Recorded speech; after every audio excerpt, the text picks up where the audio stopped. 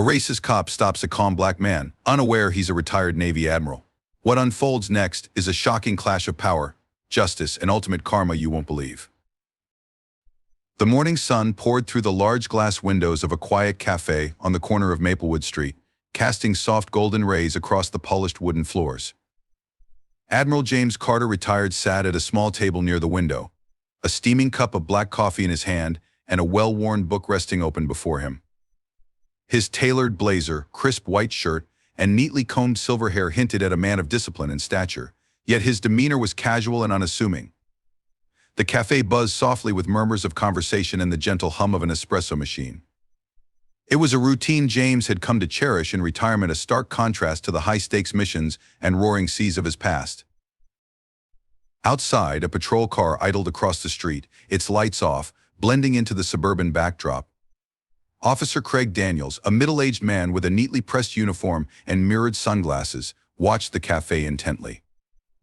His fingers tapped rhythmically against the steering wheel as he scanned the scene, his eyes narrowing when they landed on James. To Daniels, the Admiral was just another unfamiliar face in a neighborhood where unfamiliar faces often raised suspicion. Daniels stepped out of the car, adjusting his utility belt as his boots crunched against the gravel. His posture exuded authority, his every movement deliberate and measured, as if the street itself bent under his presence. His gaze swept the street before settling once again on the Admiral through the cafe window. There was something about the older man's composed confidence that unsettled Daniels, a quiet strength that felt out of place in his neatly ordered world. As James reached for his coffee, he caught sight of Daniels approaching through the window. The two locked eyes briefly, but where James's gaze was calm and unbothered, Daniels's was sharp and probing. Something about the officer's demeanor sent a ripple through the tranquil air. James shifted slightly in his seat, closing his book and setting it aside. He glanced around the cafe, noting the sudden tension in the room. Patrons who had been immersed in their conversations now sat silently, their gazes flicking between the approaching officer and James. The Admiral felt it too, an unspoken tension, a storm brewing in the quiet. As Daniels entered the cafe, his heavy boots echoed against the tiled floor. He paused, surveying the room before fixing his attention on James. Slowly, he approached the table, his hand resting on his belt just inches from his holster. "Good morning, Sir," Daniels said, his voice calm but laced with an edge of authority. "Mind if I ask what brings you to this part of town?" James met his gaze evenly, his voice steady but polite. "Just enjoying my morning coffee. Is there something I can help you with, officer?" Daniels's lips curled into a faint smirk, the kind that didn't quite reach his eyes. "That depends. Got an ID on you?" The question hung in the air, thick with implication. A flicker of annoyance passed over James's face, but he masked it quickly. He reached for his wallet, moving deliberately, aware of the eyes on him, Daniels's and the cafe's other patrons alike. The room grew still, the quiet hum of the cafe giving way to the sound of shuffling feet and murmurs. For the first time, James felt the weight of Daniels's suspicion pressing against him. He handed over his ID without a word, maintaining his composure even as he noticed the officer's condescending expression. Daniels took the card, examining it slowly, almost theatrically, before glancing back at James. "Him," he muttered. "Not from around here, are you?" James didn't answer immediately. Instead, he folded his hands on the table, leaning back slightly. "Is there a problem, officer?" Daniels raised an eyebrow, his smirk widening. "We'll see about that." The cafe fell into an uneasy silence as Daniels stepped back, radioing something into his shoulder-mounted device. James remained seated, his calm exterior unwavering, though he could feel the tension thickening in the room. The Admiral had faced storms far more chaotic than this one, but even he could sense that this encounter was headed toward dangerous waters. Daniels stepped out of the cafe with a curt wave toward the barista, who had retreated behind the counter, eyes wide. James followed calmly, his broad shoulders squared and his steps measured. The morning sunlight hit the two men starkly, casting Daniels's rigid figure into sharp relief against James's composed frame. The quiet hum of the suburban street was interrupted by the crackle of Daniels's radio and the low murmur of onlookers who had gathered at a safe distance, their phones angled discreetly toward the unfolding scene. Let's not make this harder than it needs to be, Daniels said, stopping beside his cruiser. His hand rested on his belt, close enough to his holster to send a silent warning. You don't exactly blend in around here. James stood a few paces away, his expression unreadable. Officer, I've already provided my identification. What exactly am I being accused of? Daniels smirked, taking a slow step forward, his polished boots crunching against the gravel. Suspicious activity, he said, his tone dripping with condescension. Folks around here tend to notice when someone like you doesn't belong. The words hung in the air, heavy with implication. A quiet gasp rippled through the small crowd of onlookers. James's jaw tightened almost imperceptibly, but he kept his voice even. Someone like me. Daniels took another step closer, now inches from James, his mirrored sunglasses reflecting the Admiral's calm gaze. Don't play coy with me, he snapped. Hands on the hood of the car. Now. James didn't move immediately. He glanced around, noting the growing number of bystanders with their phones raised. His voice was steady, but there was an edge of firmness to it now. Officer, I've complied with your requests. There's no reason to escalate this further. Daniels's face twisted into a sneer. You don't get to decide that, he growled, grabbing James's arm with unnecessary force. I give the orders here. The sudden movement elicited another gasp from the crowd. James allowed himself to be guided toward the cruiser, his hands resting lightly on the hood. He stayed composed, his breathing steady, even as Daniels patted him down with more force than necessary, his hands lingering as if searching for a justification that didn't exist. You military types think you're so untouchable, Daniels muttered under his breath, his tone dripping with disdain. Bet you thought you'd get a free pass. James didn't respond, though his jaw tightened ever so slightly.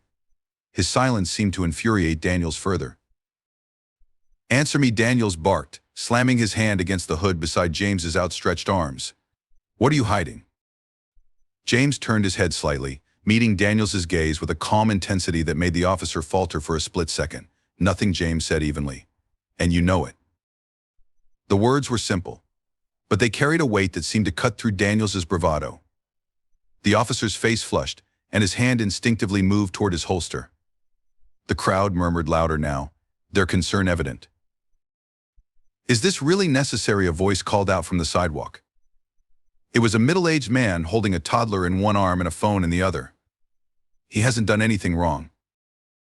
Mind your business, Daniels snapped, his voice cracking slightly. He turned back to James, his composure slipping. Don't move, he barked. The tension in the air was palpable. Daniels's grip on his authority was slipping, and everyone watching could see it. But instead of stepping back, he doubled down. Without warning, Daniels raised his boot and delivered a sharp kick to the back of James's leg, forcing the Admiral to his knees. A collective gasp rippled through the crowd, followed by an eruption of voices. Did he just kick him? Someone shouted. That's assault. James caught himself with his hands, the sting of gravel biting into his palms. Slowly he raised his head, his calm demeanor unshaken. He didn't speak immediately, letting the weight of the moment settle over the stunned crowd and the increasingly panicked officer. You've just made a mistake, James said quietly, his voice carrying an unsettling certainty. His words weren't a threat, they were a promise. Daniels took a step back, his confidence wavering as he looked around, finally noticing the sea of cameras pointed directly at him. The sound of murmurs and clicks grew louder. What are you looking at? Daniels snapped at the onlookers, his voice rising in desperation. You don't know what's going on here. But it was too late. The damage was done. James rose slowly, brushing the dirt from his hands. He stood tall, his calm demeanor and towering presence making Daniels appear small by comparison. The Admiral's gaze locked onto the officer, and for the first time Daniels seemed to realize just how far he had gone. The murmurs among the crowd grew louder as the scene unfolded before them. Phones were raised high, their cameras capturing every movement and word. A teenage boy leaned against his bike, recording with one hand while whispering to his friend, "This is crazy. He's not even resisting." James stood tall, his posture calm despite the officer's unrelenting aggression. Daniels paced in front of him, his hand brushing the butt of his holster with every other step. The tension in the air was electric. the officer's frustration boiling over as his authority was increasingly undermined by the growing crowd. "Everyone needs to back off," Daniels barked, his voice cracking slightly as he pointed at the bystanders. "This is a police matter. Move along." But no one moved. A middle-aged woman in a floral dress folded her arms, her phone trained steadily on the scene. "We're not going anywhere," she said firmly. "Not until we know why you're treating him like this." Daniels turned his glare back to James, his face flushed with anger. "You think this is funny?" he snapped, stepping closer. "You're just standing there, acting all high and mighty. What are you hiding?" James's gaze remained steady, his voice calm but cutting. "I've answered your questions, officer. Anything else you're looking for, you'll have to make up." The crowd murmured at the subtle jab, and Daniels' face turned a deeper shade of red. His need to reassert control was palpable. He took another step forward, jabbing a finger at James's chest. "Don't get smart with me. You're in enough trouble as it is." A younger man in the crowd, wearing a crisp business suit, spoke up. "Trouble? For what?" "The guy hasn't done anything." His voice carried authority, emboldening others. Daniels spun around, pointing at the man. "I said back off." His shout only seemed to embolden the crowd further. From the edge of the gathering, a woman with a small dog called out, "You're out of line, officer. We can all see it." The tension continued to rise as Daniels' composure unraveled. The crowd's defiance was a sharp contrast to James's calm, quiet authority. "You're making a mistake," James said softly, his voice cutting through the noise. The words weren't loud, but their weight silenced even the murmurs of the crowd. Daniels froze for a moment, his hand hovering near his belt. "Oh, I'm making a mistake," Daniels scoffed, though his voice wavered slightly. "You don't know who you're dealing with." James's eyes narrowed, his calm expression giving way to something sharper, more commanding. "No, officer," he said, his voice dropping an octave. "You don't know who you're dealing with." The crowd's energy shifted, the murmurs now filled with curiosity and a flicker of realization. Whispers circulated. "Who is this guy?" someone asked. "He's too calm for all this."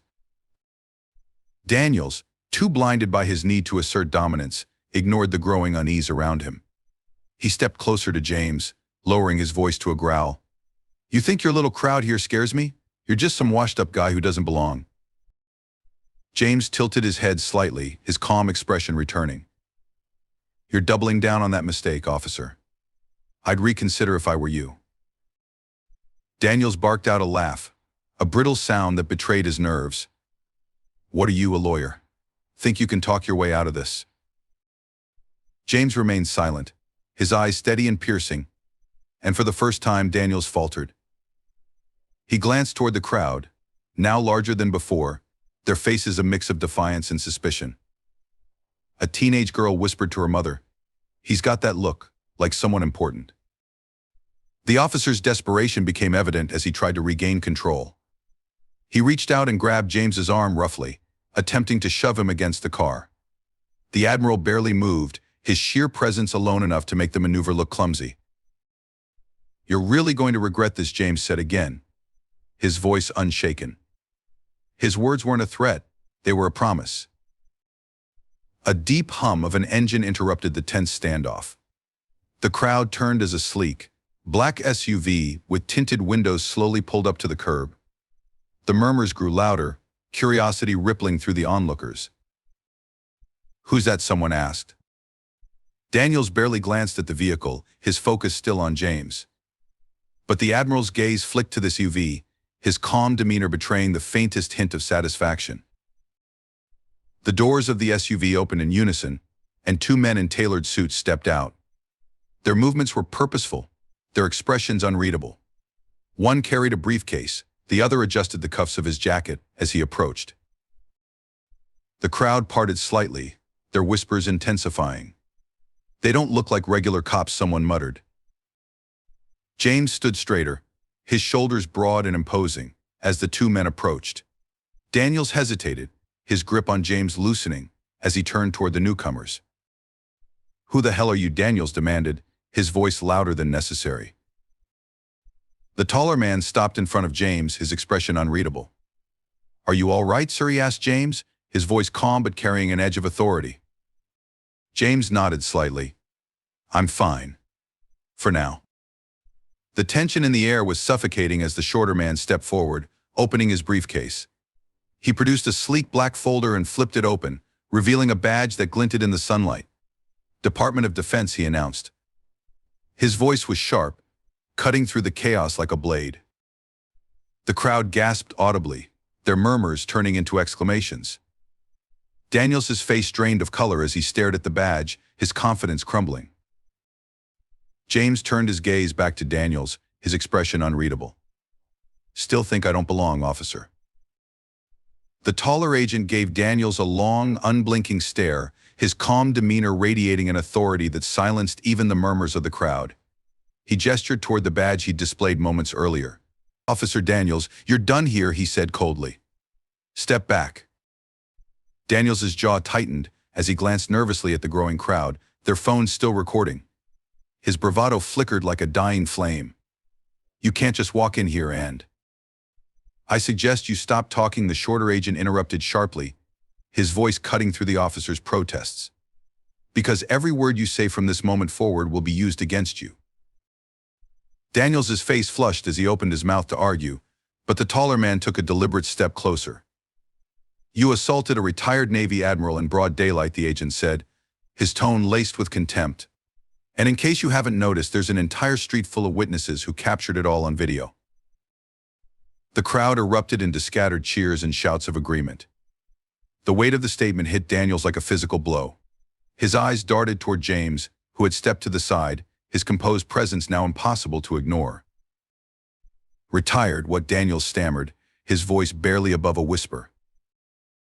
James's gaze met Daniels's, calm but unrelenting. Admiral James Carter, he said, his voice carrying the strength of a man accustomed to commanding fleets. United States Navy. Retired but clearly still capable of identifying abuse of power when I see it. Daniels' knees nearly buckled as the realization sunk in. His lips moved soundlessly, his brain struggling to catch up. The murmurs in the crowd turned into a roar of vindication. The taller agent turned to James, nodding respectfully. Admiral Carter, are you all right, sir? James nodded, his voice measured. I'm fine, though I'd suggest Officer Daniels here gets reacquainted with the laws he's sworn to uphold. The agent smirked faintly, turning back to Daniels. You just escalated a baseless stop into a federal incident. Hand over your badge and weapon. Now. Daniels stared at him, his hand trembling as it hovered near his holster. I didn't know who he was, he blurted, desperation seeping into his voice. I was just doing my job. Your job, James's voice was sharp now, cutting through Daniels' excuses like a blade. Your job is to protect and serve, not harass, assault, and abuse your position. Daniels recoiled at the words, his face pale. I didn't mean to. I didn't know. Not knowing doesn't excuse anything, the shorter agent snapped. You acted on bias, you abused your power, and now you'll face the consequences. The agent extended his hand, and Daniels, his movements slow and defeated, unholstered his weapon and unclipped his badge, placing them both into the agent's outstretched hand. The crowd cheered, their voices filled with righteous satisfaction. A voice called from the back of the crowd. Justice for the Admiral. Daniels' head snapped up at the chant, his eyes darting to the recording phones, the jeering faces, and the overwhelming evidence of his downfall. His career, his reputation, it was all unraveling before him. The taller agent didn't spare Daniels another glance. He turned back to James and gestured toward the sleek SUV. Admiral, if you'd like, we can file a full report at the federal office. Your safety is our priority. James nodded slightly, but before stepping toward the vehicle, he turned back to Daniels. For a brief moment their eyes met, and the Admiral's voice softened, not with forgiveness, but with finality. Next time, think before you act. You represent more than yourself. Daniels lowered his head, his hands trembling as he stood frozen in the middle of the crowd. His fall from power was complete. As James stepped into the SUV, the door closed with a quiet finality. The vehicle pulled away, leaving Daniels standing alone on the street, surrounded by a sea of onlookers whose cameras continued to document his shame. The crowd watched in silence as Officer Daniels was led away in handcuffs by federal agents, his head hanging low and his shoulders slumped. The badge that once symbolized his authority now rested in the hands of an agent, a stark reminder of how far he had fallen. Cameras continued to roll, capturing every moment as Daniels was placed into the back of a waiting patrol car. The doors slammed shut with a definitive thud, silencing his protests and sealing his fate. As the car pulled away, the crowd erupted into cheers and applause. Signs reading "Justice for All" and "No More Abuse of Power" waved high in the air. The energy in the air was electric, a mix of vindication and hope. People turned to Admiral James Carter, their phones still pointed at him, capturing his calm and composed figure standing amidst the chaos. James took a step forward, raising his hand slightly to quiet the crowd. When the noise subsided, he spoke, his voice steady and strong. "What happened today is not just about me," he began, his gaze sweeping across the faces of the crowd. "It's about a system that too often allows bias and abuse of power to go unchecked. It's about the people who've been silenced, mistreated, and made to feel less than because of the color of their skin or where they come from." The crowd murmured in agreement, their attention fully on him. "I was lucky today," James continued, his voice carrying a hint of emotion now. "Lucky because I had witnesses. Lucky because the truth was recorded. But so many others don't have that luxury. So many others have faced injustice without accountability." He paused, letting the weight of his words settle over the crowd. "This isn't about bringing one bad officer to justice. It's about addressing a culture that allows this kind of behavior to thrive. We must demand accountability, not just from individuals, but from the systems that empower them." A cheer rose from the crowd, but James raised his hand again, signaling for quiet. His voice softened, but his words carried the same weight.